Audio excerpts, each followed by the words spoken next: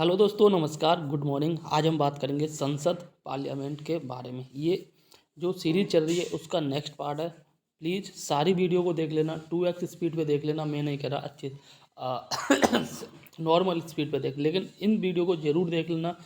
इन video से आपका completely NCERT polity cover हो जाएगा। आपको पता है कि एनसीईआरटी ही जो है क्वेश्चन में पूछा जाता है। ठीक, आइए डिस्कस करते हैं। ये जो है जिस प्रकार से इस बुक में दे रखा है वन लाइनर और टेबुलर फॉर्म में, ठीक है ना, ये one of the best book है इसीलिए, ठीक है ना। इसमें जो टेबल के रूप में सारी इन्फॉर्मेशन एक जगह मिल जाती है, ये मुझे बहुत बहुत बहुत ही ज़्यादा अच्छा लगा। ठीक, आइए डिस्कस करते हैं बिना किसी देरी के। क्वेश्चन नंबर यहाँ पहला कह रहा है, और ये क्वेश्चन कह रहा है कि संविधान के किस अनुच्छेद के अंतर्गत जो है धन विधेयक के बारे में बात की गई है। ठीक, तो धन विधेयक की बात की गई है अनुच्छेद 110 में। धन विधेयक को हमेशा सबसे पहले लोकसभा में ही पेश किया जाता है, इसके बाद ये राज्यसभा में जाता है।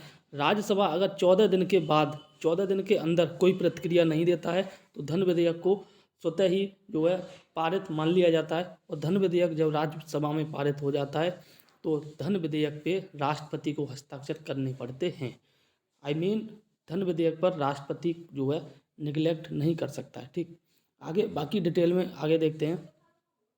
नेक्स्ट क्वेश्चन यहाँ पे कह रहा है कि लोकसभा अध्यक्ष अपना त्यागपत्र जो है किसे देता है। लोकसभा का अध्यक्ष जो अपना त्यागपत्र उपाध्यक्ष को देता है, और उपाध्यक्ष जो है अपना त्यागपत्र अध्यक्ष को देता है। ये एक दूसरे के वाइस वर्सा होते हैं। ठीक, आगे संविधान के अनुच्छेद 82 के अनुसार जो लोकसभा की सीटों का राज्यों के मध्य आवंटन किस वर्ष की जनगणना के आधार पर, ये जो है 1971 की जनगणना के आधार पर लोकसभा की सीटों का आवंटन किया गया है, और ये बात की गई है अनुच्छेद 82 में। ठीक, आगे आगे बात करते हैं। नेक्स्ट क्वेश्चन कह रहा है भारत में लोकसभा का अध्यक्ष लोकसभा सदस्यों में से ही चयनित किया जाता है। ठीक, लोकसभा के जो सदस्य होते हैं उसमें से ही प्रधानमंत्री को चुना जाता है, उसमें से ही लोकसभा का अध्यक्ष चुना जाता है, उसमें से ही उपाध्यक्ष को चुना जाता है। ठीक है ना, इनका अलग से कोई चयन नहीं किया जाता है। ठीक, आपसी ये समझौता होता है कि आप जो है लोकसभा के अध्यक्ष बन जाओ, आप उपाध्यक्ष बन जाओ, और आप जो है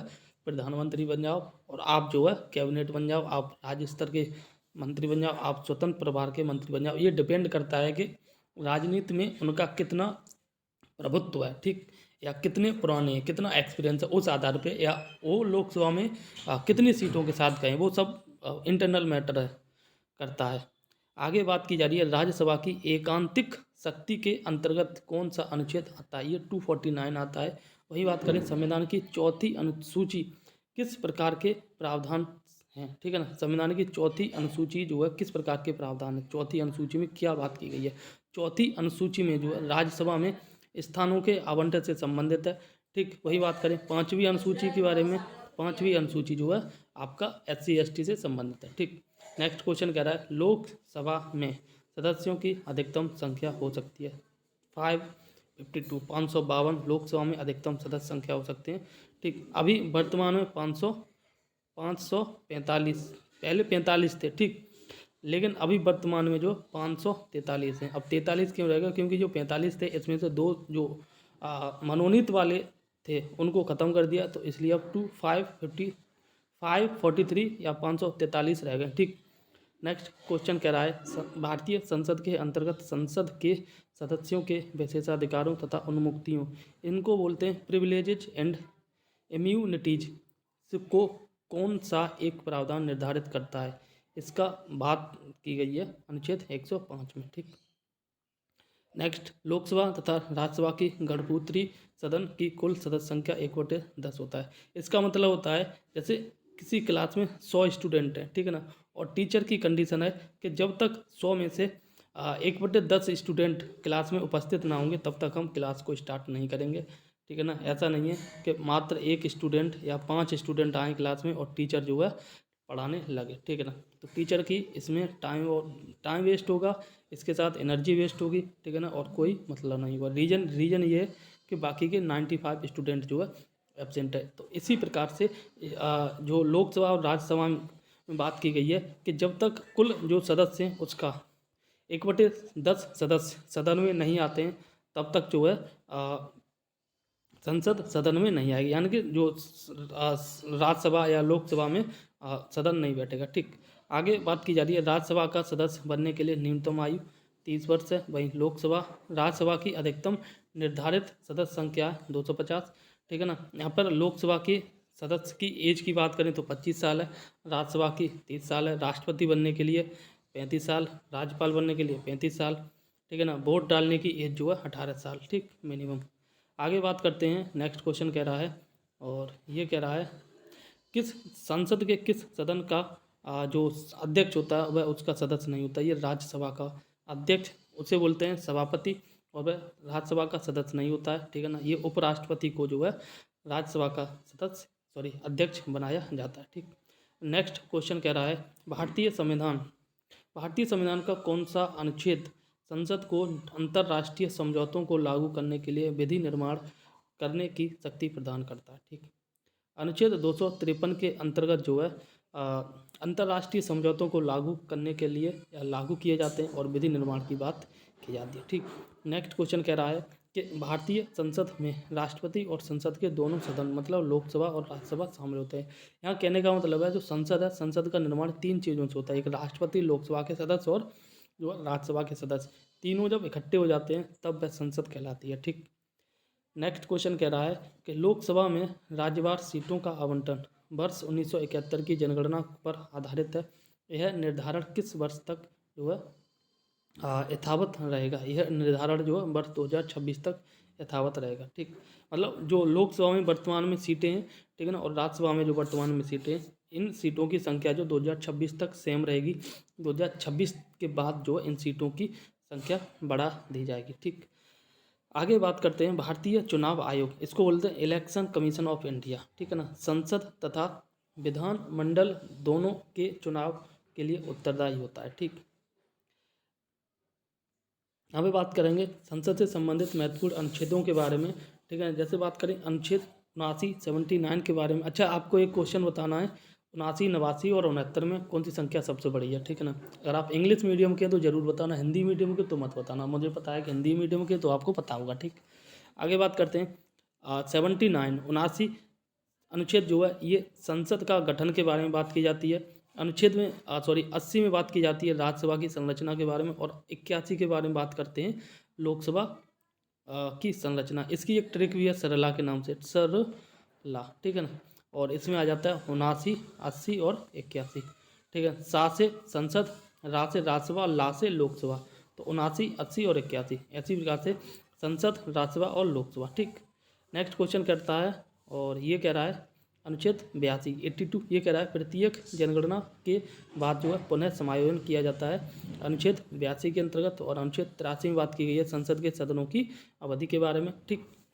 अनुच्छेद 84 में बात की गई है 84 में संसद की सदस्यता के लिए अर्हता, ठीक है ना। संसद के सदस्य बनने के लिए आपकी क्या क्या योग्यता होनी चाहिए, ये बात की गई अनुच्छेद 84 में। अनुच्छेद 85 में बात की गई है संसद के सत्रावसान एवं विघटन के बारे में। अनुच्छेद 86 में बात की गई है राष्ट्रपति का सदनों को संबोधित तथा संदेश देने का अधिकार। वहीं अनुच्छेद 87 में बात की गई है राष्ट्रपति का विशेष संबोधन अभिभाषण के बारे में। और अनुच्छेद 88 में बात की गई है सदनों के संबंध में मंत्रियों तथा महान्यायवादी के अधिकार के बारे में। और अनुच्छेद 89 में बात की गई है राज्यसभा का सभापति तथा उपसभापति के बारे में। ये इंपॉर्टेंट है, यह याद कर लेना। 89 में बात की गई है राज्यसभा का सभापति कौन होगा और उपसभापति कौन होगा, ठीक है, उसके बारे में। अनुच्छेद 90 में बात करते हैं, इसमें बात की गई है राज्यसभा के उपसभापति के पद की रिक्ति के बारे में, पद त्यागपत्र तथा पद से हटाने से जाने से संबंधित, ठीक। वहीं बात करते हैं अनुच्छेद 91 में 91 में कहता है सभापति के कर्तव्यों के निर्वहन तथा सभापति के रूप में कार्य करने की उपसभापति तथा जो है अन्य व्यक्ति की शक्ति के बारे में। और अनुच्छेद 92 में बात की गई है, और 92 में बात की जा रही है जब राज्यसभा के सभापति अथवा उपसभापति के पद से हटाने का संकल्प विचाराधीन हो तब उसका पीठासीन न होना, ठीक। अनुच्छेद 93 में बात की गई लोकसभा का अध्यक्ष तथा उपाध्यक्ष के बारे में। और अनुच्छेद 94 में बात की है लोकसभा अध्यक्ष तथा उपाध्यक्ष की पद की रिक्ति त्यागपत्र तथा पद से हटाने जाने से संबंधित, ठीक। वही बात करें अनुच्छेद 95 के बारे में, तो 95 में बात की गई है लोकसभा उपाध्यक्ष अथवा किसी अन्य व्यक्ति का लोकसभा अध्यक्ष के कर्तव्यों के निर्वहन की शक्ति के बारे में, ठीक, अनुच्छेद 96 में बात की गई है। जब लोकसभा अध्यक्ष अथवा उपाध्यक्ष को पद से हटाने का संकल्प विचाराधीन हो तब उसका पीठासीन न होना, ठीक। वही बात करते हैं अनुच्छेद 97 में। तो अनुच्छेद 97 में बात की गई सभापति तथा उपसभापति व अध्यक्ष उपाध्यक्ष के वेतन से संबंधित। और अनुच्छेद 98 में बात की गई है संसद का सचिवालय के बारे में। अनुच्छेद 99 में बात की गई है सदस्यों द्वारा शपथ या प्रतिज्ञान से संबंधित। और अनुच्छेद 100 में बात की गई है दोनों सदनों में मतदान व्यक्तियों के होते हुए भी सदनों की कार्य करने की शक्ति तथा गणपूर्ति के बारे में। और अनुच्छेद 101 में बात की गई है स्थानों का रिक्त होने से संबंधित। अनुच्छेद 102 में बात की गई है संसद की सदस्यता के लिए निर्भरताएं के बारे में। और अनुच्छेद 103 में बात की गई है सदस्यों की अयोग्यता से संबंधित प्रश्नों पर निर्णय लेने से संबंधित। और अनुच्छेद 104 में बात की गई है अनुच्छेद 99, ठीक है, अनुच्छेद 99 के अंतर्गत शपथ लेने या प्रतिज्ञान करने से पहले अर्हत न होते हुए अथवा निरअर्हत मतलब योग्य होने से या फिर जो निर्योग्य होने किए जाने पर भी जो है संसद में बैठने तथा मतदान करने पर दंड मिलेगा, ठीक। आगे बात की जा रही है लोकसभा के सदस्यों की संख्या 525 से बढ़ाकर जो 545 कर दी गई है। और वह किस संविधान संशोधन के द्वारा की गई? वह 31वें संविधान संशोधन के द्वारा की गई है, ठीक। पहले 525 थे, फिर 545 हो गए अभी वर्तमान में, ठीक है ना। ये 31वें संविधान संशोधन के द्वारा की गई है। 552 जो है लोकसभा के कुल सदस्य होते हैं, ठीक। आगे बात की जा रही है, यहाँ पे बात कर रहे हैं लोकसभा को कार्यकाल पूरा होने के पहले किसके द्वारा जो भंग किया जा सकता है? ये प्रधानमंत्री की अनुशंसा पर जो है राष्ट्रपति द्वारा भंग किया जा सकता है, ठीक। वही बात करें किस राज्य में लोकसभा में अनुसूचित जनजातियों शेड्यूल्ड ट्राइब्स के लिए सर्वाधिक सीटें? ये मध्य प्रदेश में, ठीक है ना। मध्य प्रदेश में 6 सीटें आरक्षित हैं आपके एसटी के लिए, ठीक। हरियाणा में एक भी सीट नहीं है एसटी के लिए, दिल्ली में एक भी सीट नहीं है एसटी के लिए। और वही बात करें आगे लोकसभा का कार्यकाल आपातकाल की घोषणा के दौरान 1 वर्ष तक बढ़ाया जा सकता है, ठीक। एक मतलब आपातकाल की बात करें तो एक बार में जो 1 वर्ष के लिए बढ़ाया जा सकता है। जैसे 6 महीने में बढ़ाया जाता है। पहले 6 महीने में अगर ज़रूरत पड़ी तो दोबारा 6 महीने में, ठीक है। वही बात करें लोकसभा में जो है 2 आंग्ल भारतीय सदस्य कौन मनोनीत करता है? ये भारत का राष्ट्रपति मनोनीत करता है, बट वर्तमान में जो है इनको ख़त्म कर दिया गया है, ठीक है ना। वही बात करें लोकसभा चुनाव में निर्वाचित होने के लिए किसी व्यक्ति की न्यूनतम आयु 25 वर्ष होनी चाहिए। लोकसभा की वर्तमान सदस्य संख्या 545 है, ठीक है ना। अब 543 रह गई है, ठीक। अब 545 नहीं, अब 543 रह गई है। 2 जो सदस्य थे मनोनीत किए जाते थे उनको ख़त्म कर दिया, ठीक। लोकसभा व राज्यसभा के सर्वाधिक प्रतिनिधि भारत के किस राज्य से आते हैं? ये आपके उत्तर प्रदेश से आते हैं। उत्तर प्रदेश से लोकसभा के, राज्यसभा के, ठीक है ना, विधानसभा के और विधान परिषद के सभी के जो है सदस्य सबसे अधिक हैं उत्तर प्रदेश से। वही बात करें आगे उत्तर प्रदेश के पश्चात जो लोकसभा में सर्वाधिक सीटें किस राज्य से हैं? मतलब उत्तर प्रदेश के बाद सर्वाधिक सीटें जो है लोकसभा में महाराष्ट्र में आती हैं, ठीक। आगे बात करते हैं, आगे बात की जा रही है राज्यसभा एक स्थायी सदन है क्योंकि इसे विघटित नहीं किया जा सकता या समाप्त नहीं किया जा सकता, ठीक। राज्यसभा के सदस्यों का कार्यकाल 6 वर्ष होता है। प्रत्येक साल जो है 1/3 सदस्य इनको हटा दिया जाता है और बाकी के 1/3 सदस्य जो है इन्हीं की जगह पे आ जाते हैं नए। कार्यकाल 6 वर्ष का होता है, स्थायी सदन होता है, विघटित नहीं होता है, ठीक है ना। और भंग नहीं होता है, विघटित किया जा सकता है, ख़त्म किया जा सकता है। क्षेत्रफल की दृष्टि से सबसे बड़ा लोकसभा निर्वाचन क्षेत्र ये आपका लद्दाख है, ठीक। आगे बात करते हैं भारत की संचित निधि पर भारित व्यय के बारे में, ठीक। तो राष्ट्रपति के वेतन जो है भत्ते एवं उनसे संबंधित अन्य व्यय जो है संचित निधि से लिए जाते हैं। और राज्यसभा के सभापति, उपसभापति, लोकसभा के अध्यक्ष, उपाध्यक्ष का वेतन भत्ते, ऐसे ऋण या भार जिनका दायित्व भारत सरकार पे है वो, और उच्चतम न्यायालय के न्यायाधीशों के वेतन, सुप्रीम कोर्ट के न्यायाधीशों के वेतन भत्ते एवं पेंशन तथा उच्च न्यायालय के न्यायाधीशों के पेंशन और वेतन, ठीक है ना। इन सब का जो है संचित निधि से लिया जाता है, ठीक। भारत के नियंत्रक मालिका परीक्षक कैग का वेतन भत्ते पेंशन ये भी। और वहीं बात करें ऐसे अन्य व्यय जो संविधान अथवा संसद द्वारा निर्मित किसी अन्य विधि द्वारा इस संबंध में पारित हों उनको घोषित किया गया। ये सारे के सारे जो है जैसे देखो राष्ट्रपति का, उपराष्ट्रपति का वेतन भत्ते, लोकसभा का अध्यक्ष जो होता है उसके वेतन भत्ते, कै का वेतन भत्ते, ठीक है ना। और जो है इन सब का इसके साथ सुप्रीम कोर्ट का जो CJI होता है उसके वेतन भत्ते, इन सब का वेतन जो है संचित निधि से लिया जाता है, ठीक है। एक चीज़ और वो ये है कि राज्य, जैसे हाई कोर्ट का कोई जज है, ठीक है ना, हाई कोर्ट का जज है, अगर वह जब जब जज है तो उस समय तक उसकी सैलरी तो है आप उस स्टेट से ली जाएगी जिस स्टेट का वह जज है, ठीक। जब वह रिटायर हो जाता है उसके बाद उसका जो पेंशन भत्ता है वह सेंट्रल गवर्नमेंट देगी, ठीक है ना। प्रत्येक वित्त विधेयक धन विधेयक नहीं होता है, ठीक है ना, परंतु प्रत्येक धन विधेयक जो है वित्त विधेयक होता है। आगे बात करते हैं, आगे बात की जा रही है परिसीमन, इसको बोले डिलिमिटेशन के पश्चात उत्तर प्रदेश में मतदाताओं की संख्या की दृष्टि से सबसे बड़ा लोकसभा क्षेत्र जो है ये आपका उन्नाव उत्तर प्रदेश होगा। और लोकसभा का पहला आम चुनाव जो है ये 25 अक्टूबर 1951 से जो है 21 फरवरी 1952 के मध्य हुआ था। लोकसभा का पहला आम चुनाव की बात की जा रही है, इसलिए इम्पोर्टेंट 51 से 52 के बीच रहा था, ठीक। 25 अक्टूबर 1951 से जो है 21 फरवरी 1952 के मध्य रहा था, ठीक। आगे बात की जा रही है, यदि लोकसभा के सभी सदस्य बहुमत से संकल्प पारित कर दें तो लोकसभा अध्यक्ष को जो है उसके कार्यकाल की समाप्ति के पूर्व उसके पद से हटाया जा सकता है, ठीक। इसी प्रकार से नेक्स्ट क्वेश्चन कह रहा है, एक वर्ष में लोकसभा के कम से कम कितने सत्र होते हैं। ये जो है मैक्सिमम 2 सत्र होते हैं और प्रत्येक जो इन दोनों सदस्यों के बीच का जो समय है 6 महीने से अधिक नहीं होना चाहिए, ठीक। वहीं बात करें नेक्स्ट, यहाँ बात की जा रही है लोकसभा में बिहार को 40 सीटें आवंटित किन 2 राज्यों को आवंटित के योग के बराबर है। मतलब बिहार में लोकसभा की सीटें 40 हैं और छत्तीसगढ़ में 11 है, मध्य प्रदेश में 29 है, इन दोनों को मिला के 40 कर दिया जाए। आगे बात करते हैं राज्यसभा के सदस्य का कार्यकाल, ये जो है 6 वर्ष होता है, वहीं लोकसभा के सदस्य का कार्यकाल 5 वर्ष का होता है, ठीक। प्रोटेम स्पीकर की नियुक्ति राष्ट्रपति द्वारा की जाती है तथा उसका कर्तव्य जो है नवनिर्वाचित लोकसभा सदस्यों को शपथ दिलाना होता है। लोकसभा अध्यक्ष, इसको बोलते हैं स्पीकर, अपने निर्णायक मत का प्रयोग कब करता है, ठीक है ना। ये जो लोकसभा का अध्यक्ष है अपने निर्णायक मत का प्रयोग तब करता है जब किसी विधेयक या प्रस्ताव के पक्ष एवं विपक्ष में बराबर मत की स्थिति हो, यानी कि टाई स्थिति हो, ठीक है ना। वही बात करें लोकसभा के प्रथम अध्यक्ष, ये आपको पता है ये भी मावलंकर थे। एंड इसी प्रकार से नेक्स्ट क्वेश्चन कह रहा है, और ये कह रहा है लोक लेखा समिति, लोक लेखा समिति नियंत्रक एवं महालेखा परीक्षक की रिपोर्ट की जांच करती है। कौन? लोक लेखा समिति जो है ये कैग की रिपोर्ट की जांच करती है एवं उस पर अंतिम रिपोर्ट तैयार करके जो है संसद को पटल पर रखती है, ठीक।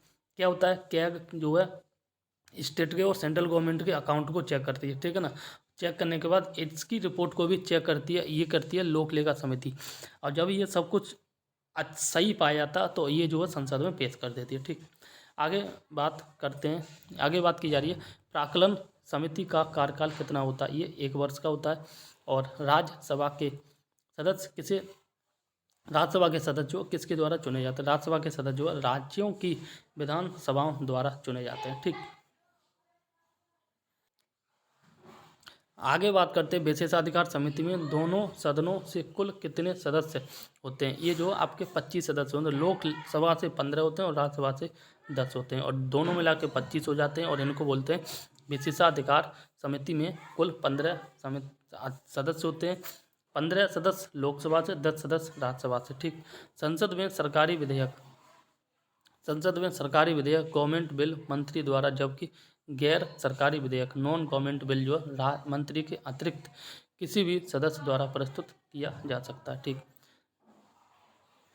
आगे बात करते हैं, आगे बात की जा रही है और यहाँ पे बात करते हैं राष्ट्रपति द्वारा जो है राज्यसभा में कितने व्यक्ति मनोनीत किए जाते हैं।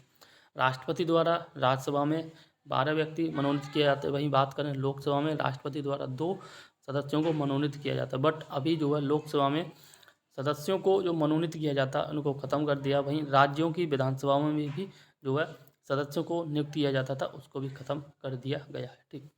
आगे बात करते हैं, नेक्स्ट कह रहा है राज्यसभा के लिए नामांकित होने वाली प्रथम अभिनेत्री थी। ये नरगिस दत्त थी, राज्यसभा की सदस्य थी और वर्ष 1986 तक 80 से 86 तक रही थी, ठीक है ना।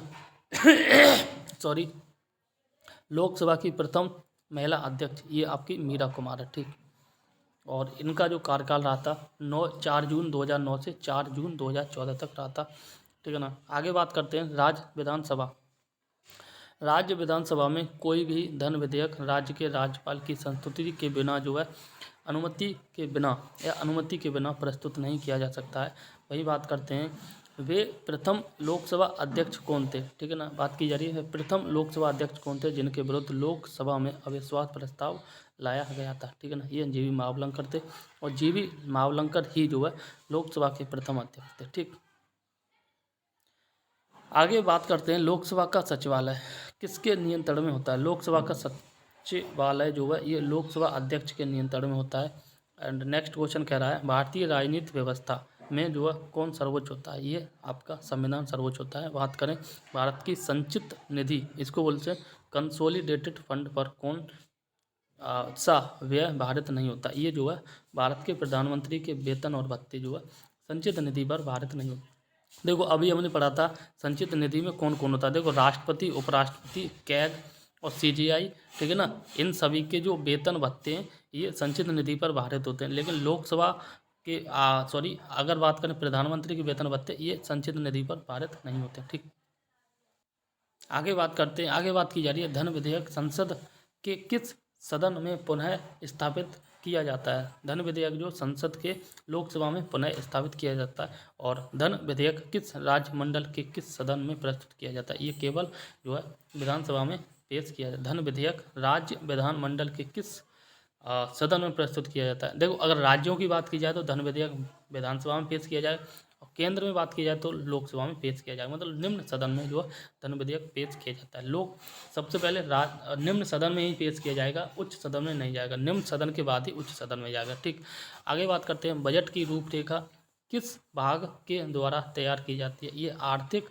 कार्य भाग के द्वारा तैयार किया जाए। बजट शब्द जो है संविधान के किसी भी अनुच्छेद में, किसी भी आर्टिकल, किसी भाग में नहीं बात की गई है। इसकी जगह जो है वार्षिक वित्तीय विवरण की बात की गई है जिसका आर्टिकल 112 है। ठीक, आगे बात करते हैं करों और सरकारी कामकाज के निर्वाह में हुई अन्य प्राप्तियों से संघीय सरकार को प्राप्त होने वाला राजस्व किस निधि में जमा होता है। ये जो है भारत की संचित निधि में जमा होता है। ठीक है ना। नेक्स्ट क्वेश्चन कह रहा है आर्थिक सर्वेक्षण प्रति वर्ष संसद में कब प्रस्तुत किया जाता है। आर्थिक सर्वेक्षण जो है ये आगामी वर्ष के बजट के प्रस्तुतिकरण से पूर्व पेश किया जाता है। वहीं बात करें कोई विधेयक जो धन विधेयक है अथवा नहीं इसका निर्णय करता है। इसका निर्णय जो है लोकसभा का अध्यक्ष करता है। ठीक, आगे बात करते हैं। नेक्स्ट क्वेश्चन कह रहा है भारत की संचित निधि से धन निकालने के लिए संसद का अनुमोदन अनिवार्य होता है। वहीं बात करें लेखा अनुदान वोट ऑन अकाउंट संघ सरकार को किस प्रकार की अनुमति प्रदान करता है। संघ सरकार को निश्चित अवधि के लिए भारतीय संचित निधि से धन विधेयक निकालने की। ठीक, अब बात की जा रही है साधारण विधेयक एवं धन विधेयक में तुलना। ठीक, साधारण विधेयक और धन विधेयक में क्या क्या अंतर है वो देख लेते हैं। तो आइए देखते हैं इससे भी। पहले बात की जा रही है साधारण विधेयक के बारे में, फिर बात की जा रही है धन विधेयक के बारे में। ठीक, साधारण विधेयक के बारे में अगर बात करें तो यहाँ बात की जा रही है इसे लोकसभा या राज्यसभा में कहीं भी प्रस्तावित किया जाए। धन विधेयक को केवल और केवल लोकसभा में प्रस्तावित किया जा सकता है। ठीक है ना। साधारण विधेयक में देखते हैं इसे मंत्री अथवा गैर सरकारी सदस्य दोनों द्वारा प्रस्तुत किया जा सकता है। लेकिन धन विधेयक के बारे में बात करें तो यह केवल सरकार के किसी मंत्री या द्वारा ही प्रस्तुत किया जा सकता है। ठीक, साधारण विधेयक की बात करें इसे सदन में प्रस्तुत करने से पूर्व राष्ट्रपति की अनुमति आवश्यक नहीं है। और धन विधेयक की बात करें तो इसे सदन में राष्ट्रपति की संस्तुति से बाद ही इसे स्थापित किया जाता है। ठीक है ना। और नेक्स्ट क्वेश्चन कह रहा है इसे साधारण विधेयक के बारे में इसे राज्यसभा द्वारा संशोधित या अस्वीकृत किया जा सकता, लेकिन इसे जो राज्यसभा के द्वारा अस्वीकृत या संशोधित नहीं किया जा सकता। ठीक, वही बात करें इसे राज्यसभा अधिकतम 6 माह के तक रोक सकती है और इसे राज्यसभा केवल जो है 14 दिन के लिए रोक सकती है। ठीक, आगे बात करते हैं साधारण विधेयक के बारे में। तो साधारण विधेयक की बात करें तो इसे जो है राज्यसभा में भेजने के लिए लोकसभा के अध्यक्ष द्वारा प्रमाणित किए जाने की आवश्यकता नहीं होती है। ठीक है ना।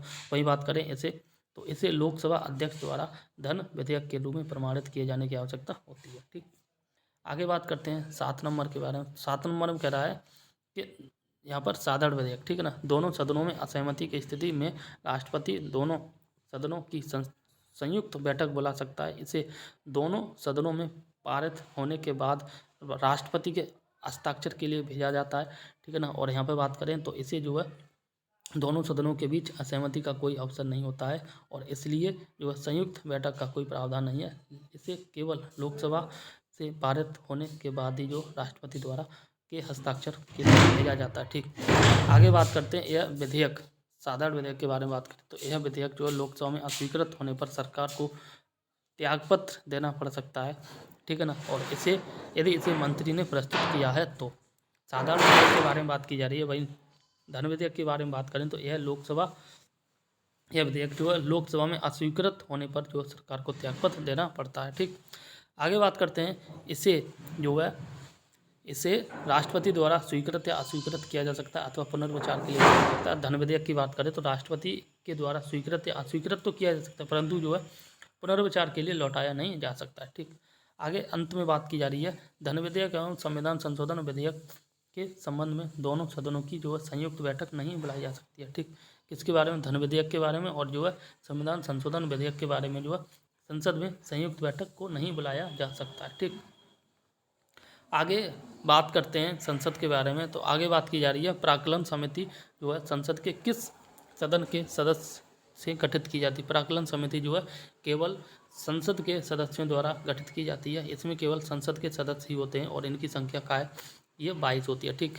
आगे देखते हैं आगे बात की जा रही है कोई भी कानून, विधेयक, लीगल बिल संसद के किस सदन में प्रस्तुत किया जाता है। ये संसद के किसी भी सदन में प्रस्तुत किया जा सकता है, ठीक। नेक्स्ट क्वेश्चन कह रहा है भारतीय संसद के दोनों सदनों की संयुक्त बैठक जो है साधारण विधेयक तथा वित्त विधेयक दोनों के लिए संबंध में हो सकती है। जब बात करें संयुक्त बैठक के बारे में तो संयुक्त बैठक जो साधारण विधेयक के लिए और वित्त विधेयक दोनों के लिए बुलाई जा सकती है, ठीक। नेक्स्ट क्वेश्चन कह रहा है संसद के दोनों सत्रों के मध्य जो है आधिकारिक अंतराल कितना होता है। ये 6 महीने का हो सकता है, इससे ज़्यादा नहीं होना चाहिए, ठीक। आगे बात करते हैं आकस्मिक निधि, इसके बोलते हैं कंटीजेंसी फंड को राष्ट्रपति कैसे व्यय कर सकता है। राष्ट्रपति जो है बिना संसदीय स्वीकृति के व्यय कर सकता है, ठीक है ना। आगे बात करते हैं नेक्स्ट क्वेश्चन कह रहा है और लोकसभा में विधेयक पर आम बहस जो है किस वाचन में होती है। आम बहस द्वितीय वाचन में होती है। कटौती प्रस्ताव, इसे बोलते हैं कट मोशन को और किस अन्य नाम से जानते हैं। इसको जो है समापन प्रस्ताव, क्लोजर मोशन के नाम से जानते हैं, ठीक। नेक्स्ट, यदि कोई धन विधेयक जो है लोकसभा द्वारा स्वीकृत कर लिया जाता है और राज्यसभा इसे अधिक से अधिक जो है कितनी अवधि तक रोक सकती है, ठीक है ना। अधिक से अधिक 14 दिन तक रोक सकती है, लेकिन राज्यसभा में इतनी क्षमता नहीं है कि वह इसे अस्वीकार कर दे, ठीक। स्वीकार तो करना पड़ेगा लेकिन 14 दिन तक रोक सकती है, ठीक, धन विधेयक के बारे में। बाकी अन्य विधेयक के बारे में तो 6 महीने तक अधिकतम रोक सकती है कौन? राज्यसभा, ठीक। आगे बात करते हैं यदि वार्षिक संघीय बजट, इसको बोलते हैं यूनियन बजट, लोकसभा द्वारा पारित न हो तो प्रधानमंत्री अपनी मंत्रिपरिषद से त्यागपत्र दे सकता है, ठीक। नेक्स्ट क्वेश्चन कह रहा है कि लोकसभा तथा राज्यसभा के संयुक्त अधिवेशन, इसको बोलते हैं जॉइंट सेशन की अध्यक्षता जो लोकसभा का अध्यक्ष करता है। देखो जब संयुक्त अधिवेशन की अध्यक्षता की बात की जाए, ठीक है ना, तो उसमें जो है आपका बुलाता राष्ट्रपति है, समाप्त राष्ट्रपति करता है, लेकिन अध्यक्षता की बात करें तो वह लोकसभा का अध्यक्ष ही करेगा, ठीक। संयुक्त अधिवेशन की बात। आगे बात करते हैं संसद की किस समिति में राज्यसभा का प्रतिनिधि नहीं होता है। ये जो है प्राक्कलन समिति में राज्यसभा का प्रतिनिधित्व नहीं होता है। संसद की समिति में जो है प्राक्कलन समिति में सारे के सारे सदस्य लोकसभा से ही लिए जाते हैं, ठीक। नेक्स्ट क्वेश्चन कह रहा है अंतर्राष्ट्रीय संधियों को भारत के किसी भी भाग अथवा संपूर्ण भारत में लागू करने के लिए कोई भी संसद कानून बना सकती है। ये बात की जा रही है बिना किसी राज्य की सहमति से, ठीक। आगे बात करते हैं संसद की लोक लेखा समिति का प्रमुख कार्य शासन के वित्तीय, लेखा एवं विनियमन तथा नियंत्रक महालेखा परीक्षक की रिपोर्ट का परीक्षण करना होता है, ठीक।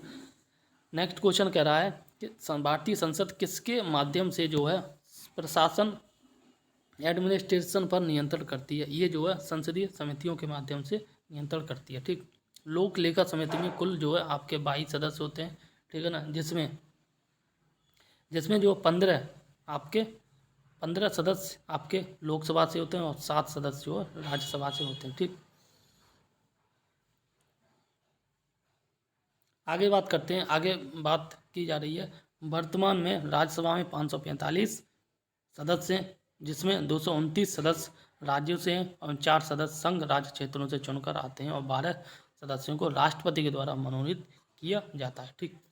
वही बात करें लोकसभा में, तो लोकसभा में आज की डेट में जो है 543 सदस्य हैं। पहले 545 सदस्य थे, जो 2 सदस्य हैं अभी इनको ख़त्म कर दिया है मनोनीत वाले, ठीक। तो इसलिए अब 543 रह गए, ठीक। आगे बात करते हैं सरकार द्वारा लोकसभा में अपना बहुमत सिद्ध करने के लिए कौन सा प्रस्ताव रखा जाता है। ये जो विश्वास प्रस्ताव रखा जाता है, कॉन्फिडेंस मोशन, ठीक। आगे बात करते हैं, बात की जा रही है भारतीय संसद के दोनों सदनों की प्रथम संयुक्त बैठक किस विधेयक पर हुई है। ये जो दहेज उन्मूलन विधेयक पर हुई है, डॉरी अबॉलिशन बिल पर हुई है, ठीक, वर्ष 1961 में, ठीक। आगे बात करते हैं लोक लेखा समिति अपनी रिपोर्ट जो है प्रस्तुत करती है लोकसभा के अध्यक्ष को, एंड संसद में लोक लेखा समिति पब्लिक अकाउंट कमेटी के अध्यक्ष की नियुक्ति किसके द्वारा की जाती है। पब्लिक अकाउंट कमेटी के अध्यक्ष की नियुक्ति लोकसभा के अध्यक्ष के द्वारा की जाती है, ठीक। नेक्स्ट क्वेश्चन कह रहा है संसद या विधानसभा के किसी भी सदस्य की सदस्यता तब समाप्त समझी जाती है जब वह सदन को सूचित किए बिना जो लगातार 60 दिन तक अनुपस्थित रहता है। इसको सिंपल समझ लो, जैसे आप क्लास में पढ़ रहे हैं, ठीक है ना, आपने टीचर को नहीं बताया कि हमें स्कूल नहीं आना है। मान लो आप लगातार 2 महीने तक गायब रहे स्कूल से, 2 महीने तक बोले तो 60 दिन तक स्कूल में नहीं आए, तो टीचर बोल देता है कि बेटा जाओ आपका नाम कट गया, ठीक है ना, आपका जो है नाम कट गया। तो नाम कटने को ही संसद की सदस्यता खत्म हो जाती है, ठीक है ना। इसी प्रकार से जब सदस्य संसद का लगातार 60 दिनों तक अगर जो है सदन में नहीं आता है, ठीक है, तो उसकी सदस्यता समाप्त कर दी जाती है, ठीक। आगे बात करते हैं संसद जो राज्य सूची के किसी भी विषय पर कानून कब बना सकती है। ये जो है राज्य यदि राज्यसभा ऐसा संकल्प पारित करती है, ठीक। नेक्स्ट क्वेश्चन कह रहा है किसी मंत्री के विरुद्ध जो विशेषाधिकार प्रस्ताव प्रिविलेज मोशन कब लाया जा सकता है। ये जो है जब वह मंत्री किसी मामले के तथ्यों को रोक सकता है या फिर जो तथ्यों का गलत वर्णन करता है, तब जो है मंत्री के विरुद्ध विशेषाधिकार प्रस्ताव लाया जाता है, ठीक। आगे बात की जा रही है संसद के द्वारा वर्ष 1989 में निर्मित कानून के अनुसार जो है नागरिक के वयस्क होने की आयु जो है यार मत देने की आयु ये जो आपकी 18 वर्ष है। इससे पहले 1989 में जो 61वां संविधान संशोधन हुआ था, ठीक है ना, 61वां संविधान हुआ था, उससे पहले वोट देने की आयु 21 वर्ष थी। 1989 में राजीव गांधी की सरकार थी, 61वां संविधान संशोधन किया गया और वोट देने की आयु जो है 18 वर्ष कर दी गई, 3 साल घटा दिए गए, तो तब से अब तक 18 वर्ष ही है, ठीक। लोकसभा में शून्यकाल की अवधि अधिक से अधिक कितनी हो सकती है। शून्यकाल की अवधि 1 घंटा हो सकती है, ठीक है ना, और शून्यकाल जो है भारत के द्वारा ही लाया गया, ठीक है ना, किसी विदेश के संविधान के द्वारा नहीं ले लिया गया, ठीक। आगे बात करते हैं संसद में स्थगन प्रस्ताव, इसको बोलेंगे एडजर्नमेंट मोशन लाने का उद्देश्य जो सार्वजनिक महत्व के अति आवश्यक मुद्दों पर बहस करना है, ठीक। भारतीय संसद की संप्रभुता किसके द्वारा प्रतिबंधित है। भारतीय संसद की संप्रभुता जो है न्यायिक समीक्षा के द्वारा प्रतिबंधित है, ठीक। नेक्स्ट क्वेश्चन कह रहा है संसदीय व्यवस्था में शून्यकाल जो है ये स्वयं भारत की देन है, ठीक। एंड आगे बात करते हैं सदन की कार्यवाही की का जो प्रथम घंटा ये प्रश्नकाल कहलाता है, ठीक। आगे नेक्स्ट वीडियो में बात करेंगे सुप्रीम कोर्ट के बारे में। तब तक के लिए नमस्कार, जय हिंद।